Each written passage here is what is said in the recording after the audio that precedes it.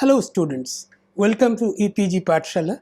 My name is DK Bhattacharya and today we will discuss about relationship with other branches of anthropology.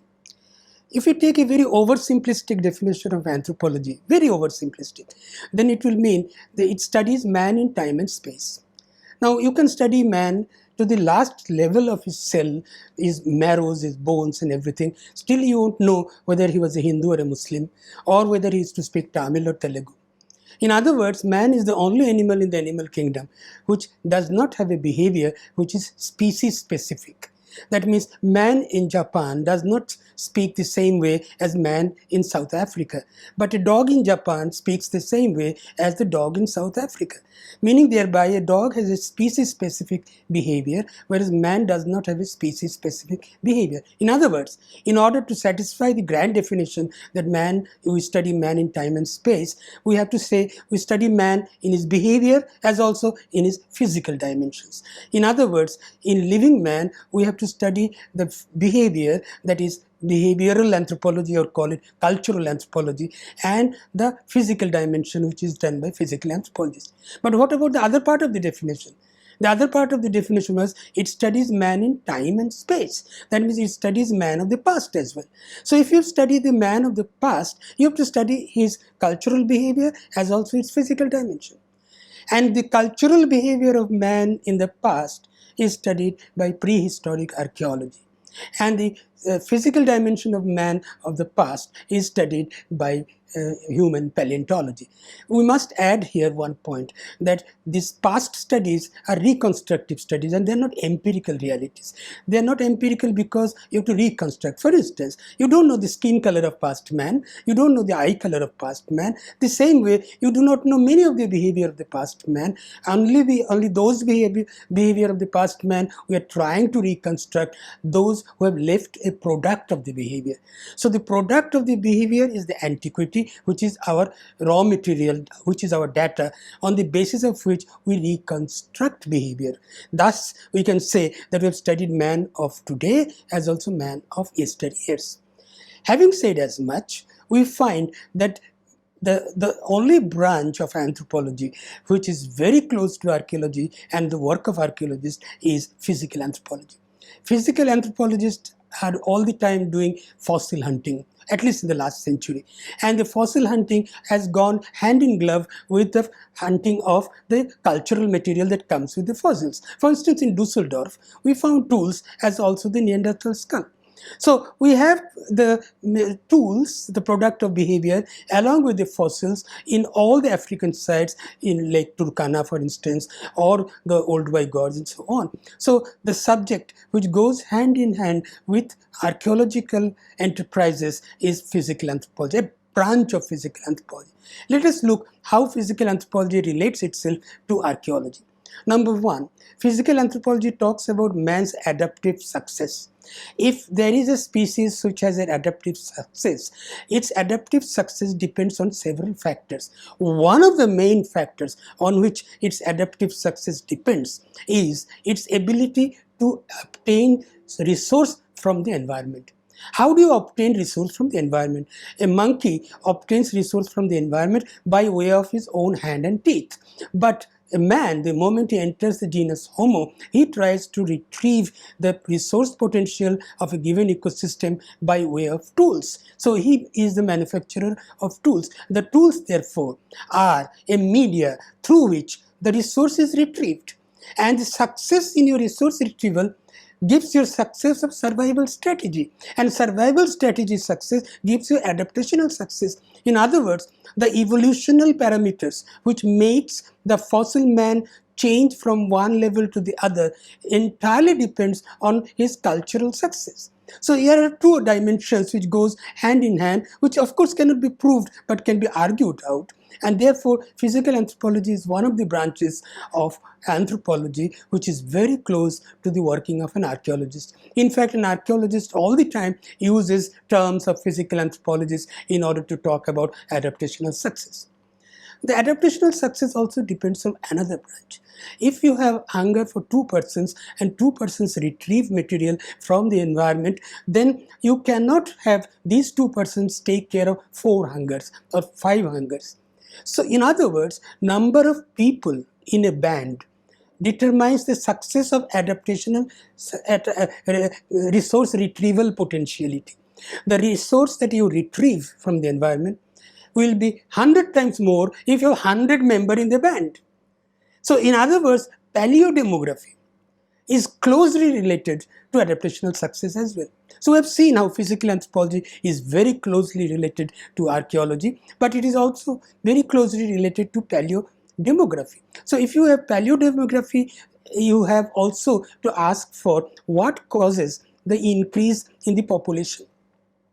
And we find that if there is infant death, very high infant death rate, then the population does not increase. In other words, paleopathology or parasitology also becomes a component subject which helps us in understanding archaeology. Suppose you are seeking adaptation in a low-lying area in the estuary of a river. It will have large amount of parasites, human vector, malaria is one of them, and you have diarrhea, you have other kinds of diseases for which will make a lady's 8 or 9 children, only one survive out of 8 and 9 children. So the infant mortality rate or paleodemographic parasites and the paleodemographic other attributes become very important to show how the resource retrieval potentiality is maximized. And that also links itself to the success of survival strategy of physical anthropology. So if there is no success of survival, let us say for about 2000 years, then there will be no speciation of these 2000 years. Whereas in a site called B, another site, there can be rapid speciation of subspeciation because there is constant effort of increasing population, and the population requires more food, and therefore the relationship with the ecology and man has to be intensified. In other words, if a population does not increase, it does not develop cultural progression. If it does not develop cultural progression, biological readaptation is not necessitated. And if biological readaptation is not necessitated, subspecies formation, mutation and genetic drift will not be operationalized. So there is a very intimate relationship of these three branches, let us say paleodemography, paleopathology and parasitology, and of course physical anthropology and cultural anthropology. We come to another branch.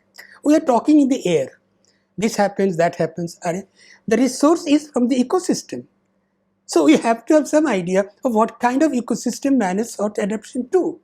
In other words, paleoecology is a fundamental component of our argument. What kind of ecology was chosen? Steppe, grassland, rainforest, savanna, you have all kinds of terms which designates a variety of ecosystem.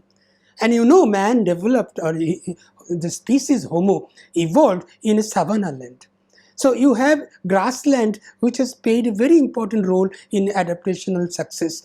And adaptational success means subspeciation. Adaptational success means the development of new and newer forms. So this is a kind of relationship that we have in terms of the various subdisciplines, and paleoecology or attributes of paleoecology become very important. We come to a subject called palynology or pollen analysis. It is true that all plants are not flowering plants and they don't give pollens, but whatever plants give pollens, from the pollens, we can identify what kind of ecosystem was there where man sought adaptation. Was it a rainforest? A rainforest where the canopy is connected to each other so that sun cannot reach the ground. Now this is a kind of ecosystem where man cannot seek adaptation. Only elephants can live in this kind of ecosystem. This is called rainforest ecology. Northeast India has rainforest ecology. No wonder Northeast India has also huge amount of elephants. Terai has also one of these ecosystem. Man never sought adaptation to this ecosystem. And how do I know? Because what is a kind of rainforest today? I don't know whether it is Pleistocene period, it was a steppe land, or it was a rainforest. So only palynology will let me know. In Paleoecology, we try to find out the pollens and we identify non-arboreal plants and arboreal plants. And if you find that in my pollen profile, non-arboreal plants are more than 60% and arboreal plants are less than 40%, I can make a statement, say this is a grassland. If the non-arboreal plants are 90%, arboreal plants are 10%, I say it's a classic steppe land. Grassland, steppe land. So I can make statement of this kind when I know what is the percentage of arboreal plants to non-arboreal plants. Arboreal plants are like gramine, grass, grasses, bushes, no, I'm sorry, non-arboreal plants, grasses, bushes, and they don't have large trees. Now this is the kind of ecology in which man evolved. Especially in East Africa, you have the steppe lands where man evolved. Now, we have also some kind of evidence that we can seek from paleobotany. Not palynology only, but paleobotany. Now, paleobotany gives us a very good indication of stable ecosystem because plants don't move, they can't migrate. Plants stay there. If the ecology is not suitable, it will die. If the ecology is suitable, it will survive. So they are very stable indicators of the ecosystem. Suppose I find one area where paleobotanically I find there are huge amount of xerophytes. The moment I find xerophytes, I say, look, this is a kind of period of desertification which has started. Rainfall has gone below 20 inches. Now, this is the environment that I'm trying to reconstruct. Why? Because the environment is the basic resource retrieval base. This is the base from which the resource will be retrieved. Last but not the least is a very interesting subject that has developed recent years. I think it's after 1970s. A man called Peter Bellwood from Australia. He tried to use the Neolithic evidences of India to create a subject called archaeolinguistics. Now, this is very interesting. Archaeolinguistics is therefore another subject that is now to be added along with paleobotany, paleontology, paleopathology, paleodemography, and now archaeolinguistics, in order to say as the branches that can combine together to effect archaeological enterprises. It so happens that 6000 BC dates rise keeps on occurring in eastern part of the Middle Ganga Valley. Starting from Gorakhpur, where you have a famous site called Laura Deva, from there going up to Kuchai in Kachar hills, you find rise or evidence of rice in one form or the other, even going to Saran district in Chirand, where you have a pottery. In the pot material, you have husk of rice, and from the husk, that is a tempering agent. From the husk, you can identify this species, and it has been identified as a Oryza sativa, that means domesticated rice. Now, rice up to 6000 BC in the eastern corridor, and Mundari speakers are exogenous to India. It seems Mundari or one of the Austroasiatic languages came from the east, and they came, according to Peter Bellwood, they came with rice. So the people who brought rice were Mundari speakers. Now please hold on. People who came from the east brought Mundari language, and that is how rice spread to eastern India, and then a little part of eastern Madhya Pradesh even, or Chhattisgarh.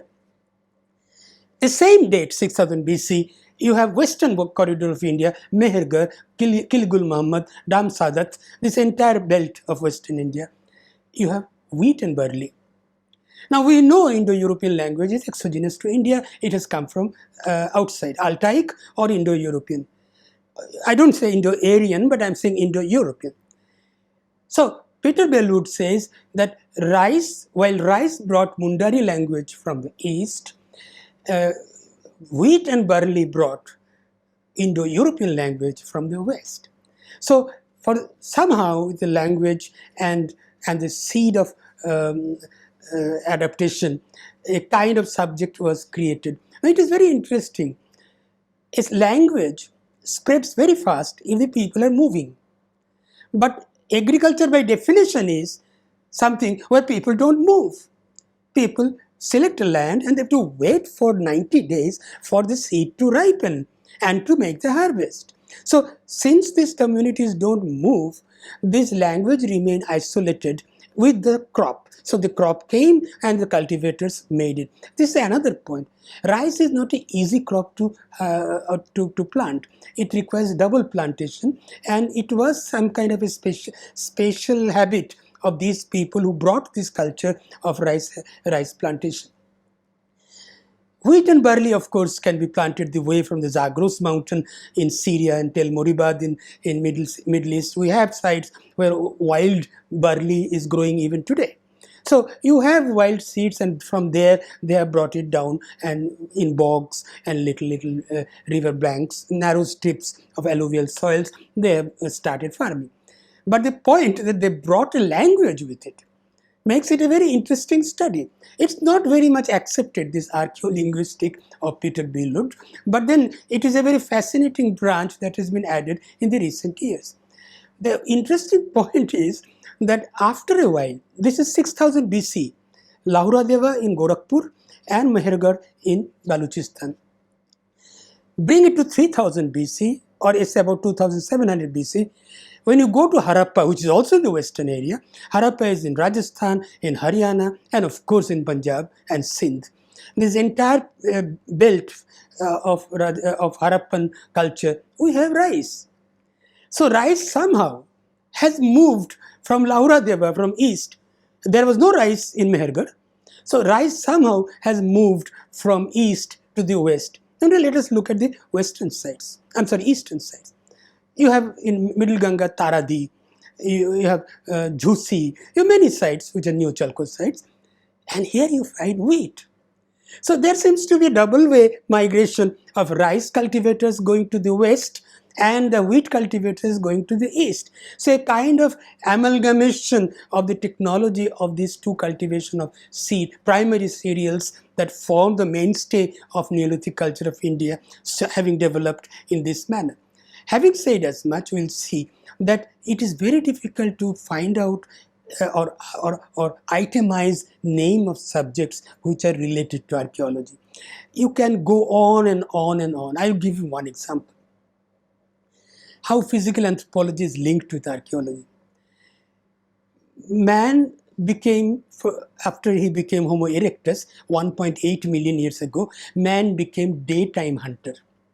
And the moment he became daytime hunter, God or nature saw that the body hair is lost. If the body hair is lost, it was lost because multiple sweat pores had to be included so that the skin can be kept cold, and because you were doing daytime hunting, so the sweat pores increased and the body hair was lost. But there were winters, there was night. So when you don't have the fur or you don't have the body hair and yet you have the cold coming in, then what do? You try to take the leather of the hunted animal and wrap it around yourself. Now this leather activity as a consequence of lack of body hair, which is a physical anthropological concept, is very well reflected in the archaeological domain. We will find large number of borers included from Middle Paleolithic. There was no borer in Lower Paleolithic. The moment you come to Middle Paleolithic, you find a huge number of borers, as if you have implements to make hole in leathers, and in the leather holes you try to wrap it around yourself. So here is a relationship. I'm trying to say that subjects, you cannot isolate subjects which are related to anthropology or archaeology because they're all intimately related from inside. The main concern of the entire drama is an animal called man. It's man who requires adaptational success. It's man who requires food 2 times a day. It's man who has to survive himself from the predating animals and so on. As a genus and as a species, Homo sapien or early Homo erectus, they have a problem. The problem is that when he has adaptational success, he is also worried about how his children or his F1 generation will have the same success. So he creates something called an ideological realm. Cultural anthropology is a domain, though it is a non-tangible reality. And when you talk of cultural anthropology, it becomes very difficult because you can't prove 90% of the points that you're trying to discuss. They have left no evidences. Ideology, for instance, is something which leaves no material evidence. But the fact that Homo sapien or Homo erectus is a species which has the ability to pass on his adaptational success to the next generation, the tricks of success to the next generation, is something which is called tradition. So you pass it on by a method of tradition. Suppose you have two children and you tell them, please don't do like this, do like this. The children will say, no, I will do like that. Then you have to create a realm of punishment and prize and punishment as 2 points by which you try to maintain a behavioral action within the community. Now these are self-operated ideological realm. Ideological realm creates what is known as cosmogony. Cosmogony means you create a mythology, you create a folk history which will say our ancestors did this, therefore they were successful. And if you do it, you will be successful. In other words, you are constantly told in a group behavior that you must do this. How do you articulate it? Suppose you say you must do it to survive well. But how do you say it? You say it verbally, it makes no sense. So you create what is known as ritual. Ritual is articulation of faith. A faith is a belief. And a belief is a non-photographable item. You can't photograph a belief. So how do you give it a tangible shape? You give it a tangible shape by way of what is known as rituals. And one of the rituals that we find in all cave paintings and everywhere is that a group of boys or group of men or women are holding hands and dancing. Now, this is a classic example of a kind of a ritual where you create what is known as organic solidarity. We the Santals, we the Mundas, we the Blablas, we the community. So the feeling of a we makes them say, we don't do this, they do it. They are fishermen community. Success of survival strategy in them is different. Success of survival strategy among us is different. Let us take the example of the rice and the wheat cultivators. Their time of plantation and harvesting is different. So a community develops its own ethos. And this is verbalized, this is articulated by way of a plethora of rituals. Cultural anthropology is such a nebulous subject for us in prehistory because they leave nothing as product of behavior. In a living community, cultural anthropology, you can go with a video cassette and you can ask the people why they do something and you can record it. But the past, all the behavior, all the belief, all the traditions are in the mind and they are dead. Only their leftovers are available. So we create some kind of ethnoarchaeology in order to say that look, cultural anthropology is also playing a very important role in trying to maintain a behavior through generations. So you have a behavior which is common in a group and the group continues to behave in the same way, not because they have the same blood, because otherwise 16th century Bengalis would have become Tamilians in 20th century.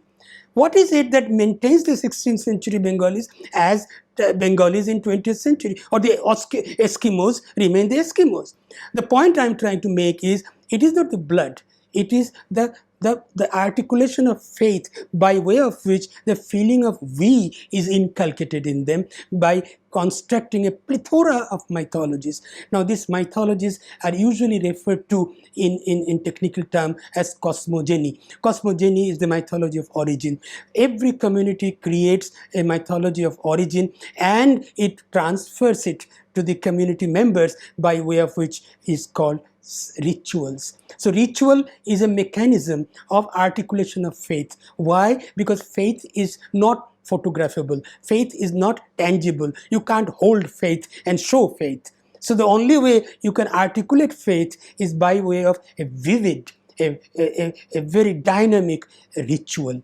And these vivid and dynamic rituals are sometimes done in the dead of the night, sometimes done in a full moon day or whatever, to make it an eerie environment, and you pass it on to the next generation. Hello, this is the way we have been successful, and you jolly well do this to become successful. So you see, cultural anthropology also has a very important role to play, because the actor in my drama is a man. And man creates culture, man creates adaptational success. So it's man everywhere, and you have plethora of subjects in which you get entangled when you try to create a composite picture of the past.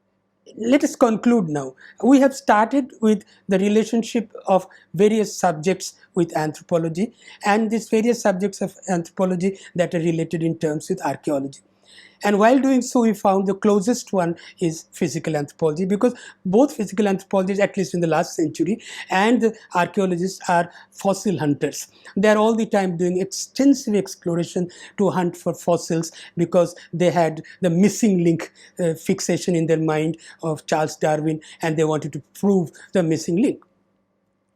Good enough. And we have been having a very congenial relationship with physical anthropology for the entire last century, and even half of the present century.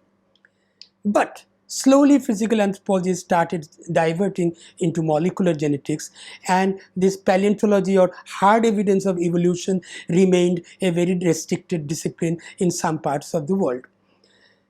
Archaeology, however, did not stop. They kept on looking for material, and large amount of material kept coming without any fossil evidence accompanying them.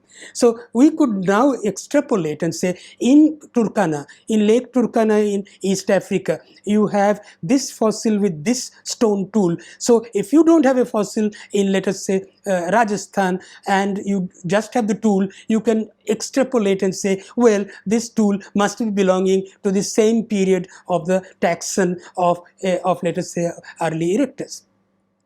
Now this kind of thing developed, and they started making a global approach to understanding human civilizational evolution, how civilization changed from its empirical base into the multiple facets of the civilizations that we see today.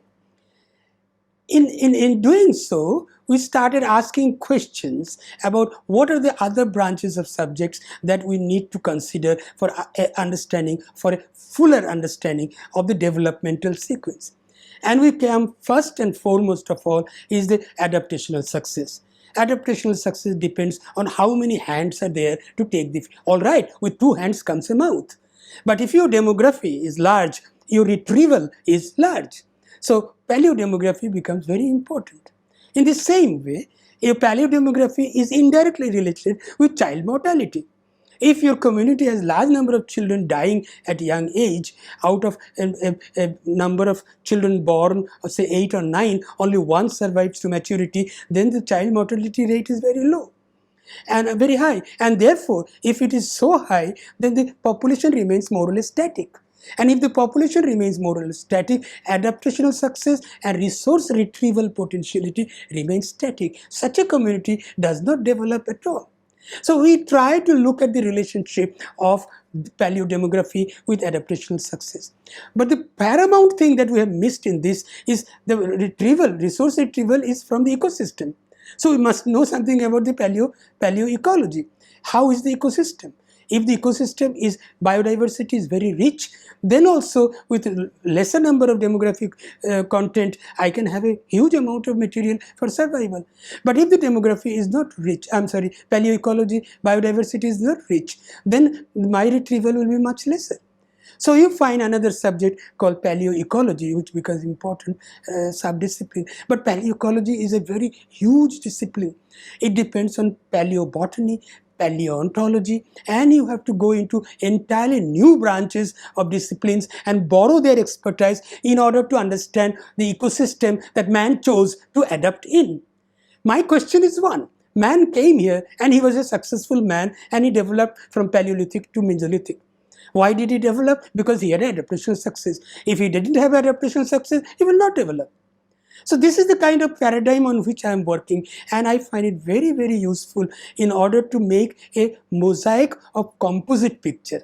If I remain completely blank with archaeology, then I cannot go beyond saying it is a hand X, therefore it is a hand X, because it is a hand X, QED. And I don't have anything beyond the hand X or the antiquity to talk of. Similarly, you have burials, human burials in later periods, let's say, flexed burial, extended burial, trepanations, hole in the molars, hundreds of other paleopathological issues that can be reconstructed from the skeletons physical anthropologists do it. If the upper roof of the orbit is porous, there are a lot of pores, the man suffered from anemia. I know of paleopathology, anemia is not infected disease. But I can find other indicators in the bones which can talk about parasites. He had a huge amount of parasites, and therefore he had liver infection. So you have from the bones, the burials, you can talk about large amount of paleopathological issues which indirectly talk of success of adaptation. The same way you can talk about the cultural behavior of the people from the grave goods. There are sometimes with the grave, various pots of things are kept with the dead, and we can talk of the grave goods. Cultural anthropologists talk about it. So it's very difficult to draw a fine line and say we are physical anthropologists and we only do the skeletons. We are archaeologists, we only do the hand axes and cleavers. No, we don't. We are constantly borrowing information from other disciplines on which we're dependent. Thank you.